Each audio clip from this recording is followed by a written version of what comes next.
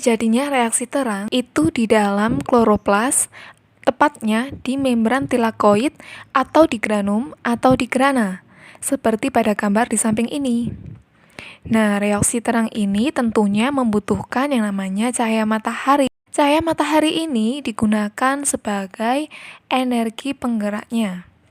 Jadi, energi matahari akan menggerakkan elektron sehingga fotosintesis dapat berlangsung. Nah, di sini kita akan menemukan istilah fotosistem. Apa sih itu fotosistem? Fotosistem adalah pusat reaksi fotosintesis. Dalam fotosistem ini terdapat pigmen-pigmen klorofil yang akan menangkap energi cahaya matahari. Nah, tumbuhan itu memiliki dua fotosistem, yaitu ada fotosistem 1 dan fotosistem 2. Fotosistem ini dibedakan berdasarkan kemampuan mereka dalam menangkap cahaya dari panjang gelombang yang berbeda. Fotosistem 1 paling baik menangkap cahaya dengan panjang gelombang atau lambda sebesar 700 nanometer. Sedangkan fotosistem 2 paling baik menangkap cahaya dengan panjang gelombang sebesar 680 nanometer. Dalam reaksi terang ada dua jenis aliran elektron, yaitu aliran non-siklik dan aliran siklik. Nah, kita lihat yuk masing-masing perbedaannya. Yang pertama itu ada aliran non-siklik. Ini ada gambarnya nih mengenai aliran non-siklik. Pertama, cahaya matahari akan ditangkap oleh klorofil dalam fotosistem 2. Sehingga elektron di pusat fotosistem akan naik ke tingkat energi yang lebih tinggi dan ditangkap oleh yang namanya akseptor primer. Kemudian akan mengalir turun menuju tingkat energi awalnya, namun melewati beberapa molekul sebagai akseptornya. Akseptor yang tadi telah naik menyebabkan pusat fotosistem 2 ini kekurangan elektron. Untuk mengisi kekosongan tersebut, suatu enzim akan memecah H2O atau air menjadi dua molekul H positif dan satu molekul O negatif. Sehingga proses ini disebut dengan fotolisis air dan mendonorkan elektronnya pada pusat fotosistem 2.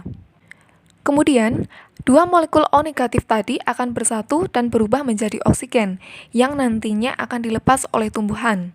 Oleh karena itu, hasil fotolisis ini berupa oksigen atau O2. Elektron dari fotosistem 2 yang naik dan ditangkap akseptor elektron tadi, kemudian akan dialirkan menuju sederetan protein. Nah, di sini sudah ada simbol-simbol dari protein itu. Ada PQ atau plastokinon, ada kompleks sitrokom, dan PC atau plastosianin yang akan mengantar elektron kembali ke tingkat energi semula. Ketika ditangkap oleh protein-protein tadi, elektron akan melepaskan sebagian energinya, sehingga dapat digunakan untuk membentuk yang namanya ATP. Di samping itu, elektron pada fotosistem 1 juga telah tereksitasi ke tingkat energi yang lebih tinggi karena menangkap energi cahaya matahari. Elektron dari fotosistem 2 akan turun dari kompleks protein dan mengisi kekosongan yang terjadi di fotosistem 1. Sedangkan elektron dari fotosistem 1 yang naik akan ditangkap oleh akseptor primer, lalu diteruskan ke ferredoksin atau Fd yang menjadi perantara sebelum elektron ini menuju enzim NADP+ reduktase. Nah, enzim ini akan menggunakan elektron untuk reaksi reduksi sehingga dapat membentuk yang namanya NADPH. Jadi, kesimpulan dari aliran non-siklik ini yaitu yang pertama, reaksi ini menggunakan fotosistem 1 dan fotosistem 2 sebesar 700 nanometer dan 680 nanometer. Hasil dari reaksi non-siklik ini berupa dua poin penting yaitu ada ATP dan juga NADPH. Nah, sekarang kita perhatikan nih aliran elektron yang siklik. Tentunya akan berbeda ya. Prosesnya kira-kira seperti ini. Di sini terdapat gambar aliran siklik.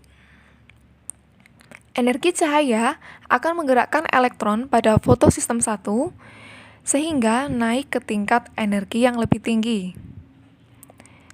Elektron yang naik akan ditangkap oleh akseptor primer. Kemudian dialirkan menuju ferredoksin atau disingkat Fd, kemudian kompleks sitokrom, dan melalui PC atau plastosianin sebelum kembali ke tempatnya semula di fotosistem 1. Saat bergerak dari Fd, kompleks sitokrom, dan berlanjut ke PC, elektron akan melepas energi yang akan digunakan untuk membuat ATP.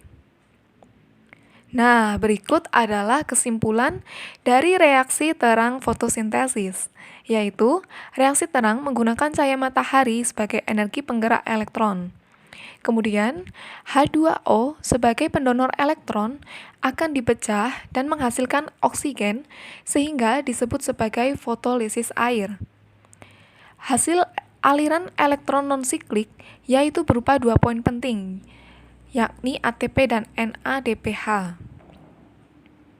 Sedangkan aliran elektron siklik hanya menghasilkan ATP. Jadi, total dari reaksi terang adalah ATP, NADPH, dan oksigen. Tetapi tidak semua digunakan dalam reaksi gelap. Yang digunakan hanya ATP dan NADPH saja. Sementara oksigen dilepas dan digunakan oleh manusia dan hewan sebagai heterotrof.